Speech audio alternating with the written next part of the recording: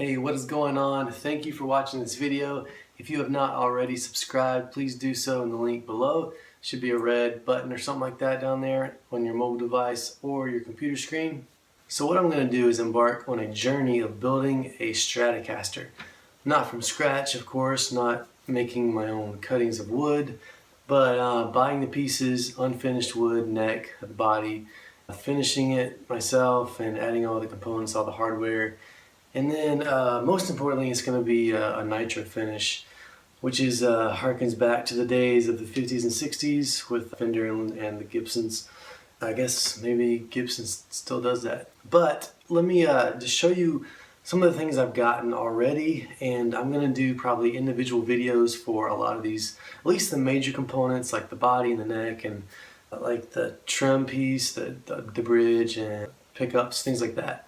So first of all, and I did a lot of research, probably an embarrassing amount of research, trying to, because I thought, you know, this is going to be easy. What, it's just like a couple of pieces of wood and some electronics and some hardware. You know, how hard could it be? The Stratocaster has been around so long. The only thing that's older, I guess, is probably the Telecaster. I don't know, I think the Les Paul came around about the same time. So just the fact that the Stratocaster has been around so long, there have been many iterations of the Stratocaster. So you've got the American ones, you've got the vintage ones, you've got the 50s and the 60s, and then you've got like currently and more modern like the American Deluxe and the American Vintage and the Standard. Now you got the Professional Series, then you got the Mexican, you got the Squires, you got the Japanese. So I got to looking at all these things, and it's just a dizzying array of measurements and things that you have to get right. So I'll talk about all that a little bit later, but let me just talk about some of the main components that I have thus far. So one of those is this body. It is an alder body, and it weighs about 3 pounds 12 ounces, so it is under 4 pounds, which is considered pretty light, which is very important to me because I wanted it to be lighter. I've heard a lot of good guitar players and guitar players that have played very nice instruments and have played a lot of instruments and have a lot of experience. I've heard them all say that the lighter the guitar is, at least, you know, with like an electric, the better it sustains and plays. I'm taking their word for it, and I wanted it to be light. So again, this is alder. I got it from Tone Bomb, which I got it off of eBay. Now they have an eBay store. They're out of Canada, and they were really great about the communication. Yeah, so I'll talk about this later, but for now I've got that. And then another big component of this project is this Stewart Mcdonald, oh, this is heavy, finishing kit. So I tried to tell you a little bit about what's in it. You can go online and look, but essentially nitrocellulose, clear lacquer, there's sanding sealer, there's a couple of these clear lacquer bottles in here, I think 4 to be exact. Yeah, so 4 clear coats of nitro, and then the sanding sealer, and then they also give you all these polishing compounds. So you've got fine, you've got coarse, medium, as you might have guessed, and then you've got swirl remover. Okay, and then I also ordered separately, it did not come in the kit. Well, let me finish the kit. The kit also comes with a big bag of sandpaper, so it's got all your micro polishing pieces, and then it's got your bigger sanding paper, like goes 150 to like 800, I think, and then these smaller ones go up into like 1,000, 1,500, 2,000, stuff like that. So that is the kit. The kit also comes with this book with all kinds of information, more than I need, because I'm not doing any cool sunburst or gold top, which would be sweet, but I'm not doing anything like that. I'm just doing black. Did I say that? I'm not. So I'm gonna do black. So also, I ordered separately the vintage amber because I'm gonna also be finishing a neck, an unfinished neck. All right, what else have I forgotten? Oh, a couple of other pieces that I've gotten from Stewart Mcdonald is the strap buttons to put on your strap. Those are important. I got the Switchcraft output jack, which is important. I wanted to get pretty, you know, top components. And then I've got the jack plate, if you can see that. There was one on Stewart Mcdonald that was like Mighty Mite, and it was on sale. It's closeout. I think they're getting rid of their Mighty Mite stuff, at least the hardware. But it just looked a little bit off to me. And that one was like $2 or $3. This one was about $8. So even though I didn't want to pay that for this little piece of metal, I did. And it also comes with the screws. So, but this is not one of those like spare no expense projects, but I am trying to get, you know, up to par with an American-made Stratocaster.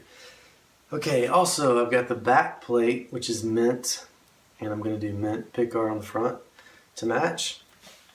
Okay, so I think that's all from Stewart Mcdonald. I also got a Fender made in Corona, California neck plate. So that's that.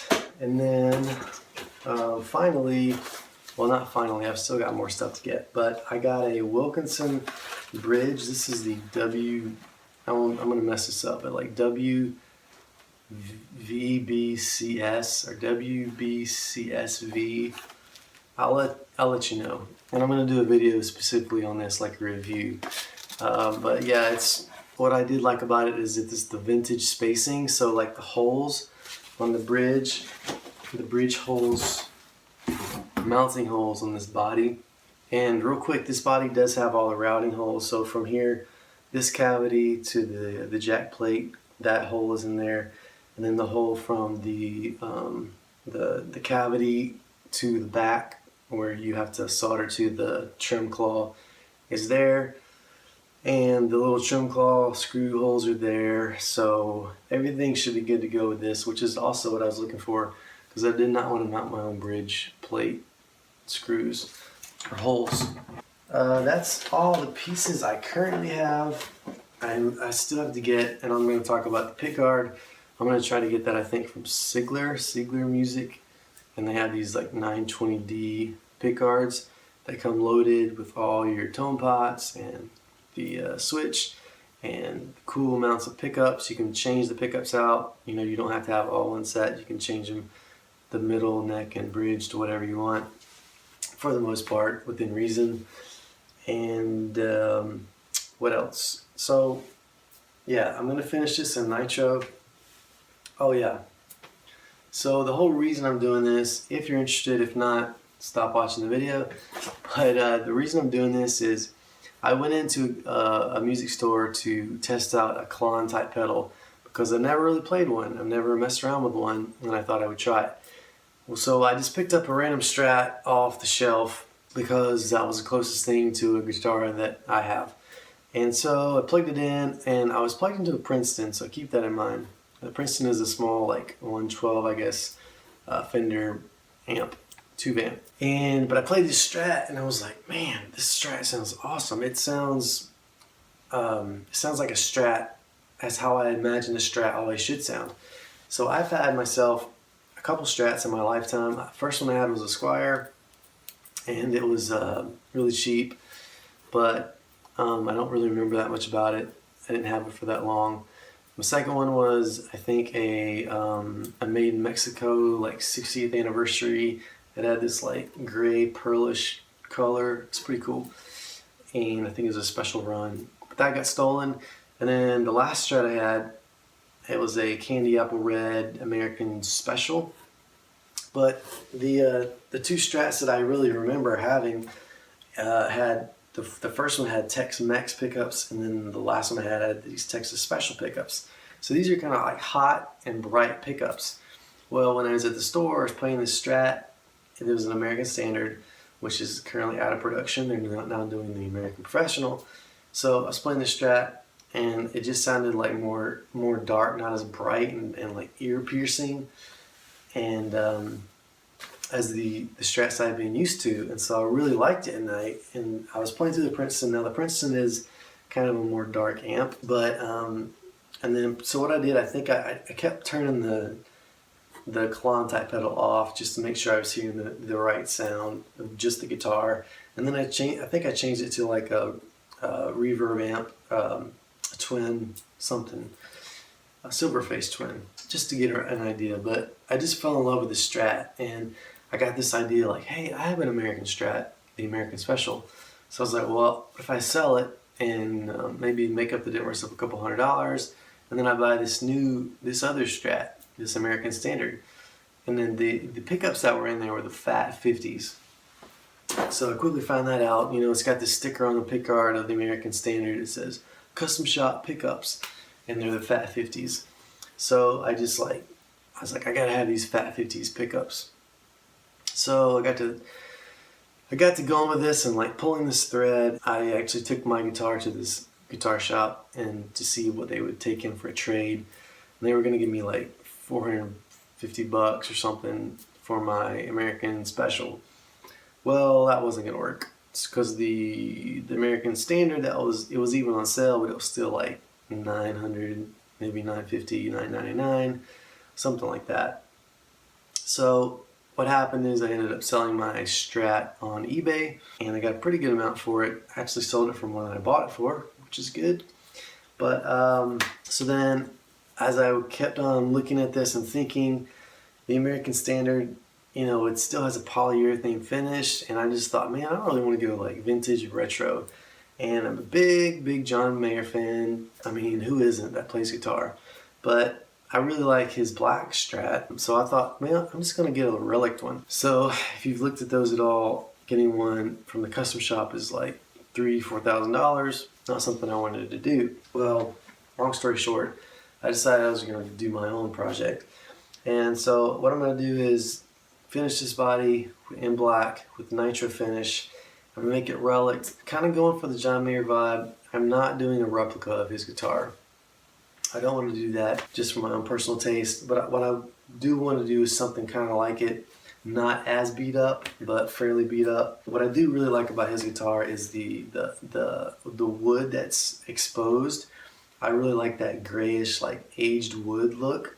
So, as a matter of fact, I've got this vinegar and steel wool solution concoction in the works right now. It's set for about a day, so I'm gonna do another day or so. It's gonna react, and I'm gonna put that in some tea, some brewed tea on the body, and so the tannin in the tea is gonna get in the wood hopefully, and that's gonna react with that stuff, and it's gonna make that weathered look.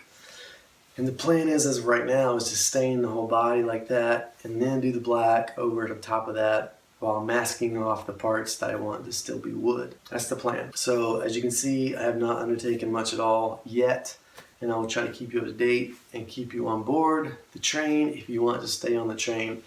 So yeah, and hopefully if you want to do something like this, this video will help you out, or this series of videos will help you out. So stay tuned, there's more to come. I'm going to try to document as much as I can and give you the pointers that I learned along the way. And in a couple of months maybe, I'll have the finished guitar here in front of me, and we can all rejoice over that. So thanks again for watching. Please subscribe, check out some of my other videos out there, buy my original music if you would like, and that's all. Have a good one. See you later.